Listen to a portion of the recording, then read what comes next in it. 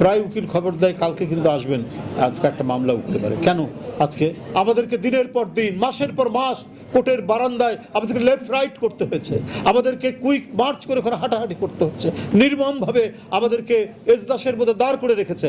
Magistrate যে আমার ছোট ভাইয়ের চেয়ে ছোট ভাই, তার কি নির্মম নিষ্ঠুরতা! সে আমাদেরকে, যদি আমরা বেঞ্চে বসি, সে ধমক দিয়ে বলতো যে কাঠগোড়ায় বসা।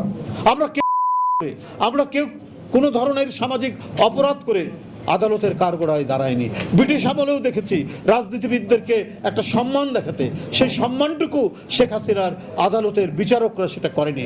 আমাদের জোর করে, জবরদস্তি করে, পুলিশকে দিয়ে আমাদেরকে কাঠগড়ানোর মতো দাঁড় করিয়ে যত ধরনের অপমান, যত ধরনের লাঞ্ছনা গঞ্জনা করার দরকার সেটা করেছে। শুধুমাত্র তার লুটপাট, তার অনৈতিকতা এবং দেশের গণতন্ত্রকে গ্রাস করে নিয়ে আজীবন মহারানী হয়ে থাকার তার যে আকাঙ্ক্ষা, সে আকাঙ্ক্ষা বাস্তবায়ন করার জন্য এই আদালতকে দিয়ে কাজ করেছে শেখ হাসিনা। তাহলে আজ 8 মাস হলো নেই, এই মামলাগুলো কেন প্রত্যাহার হয়নি?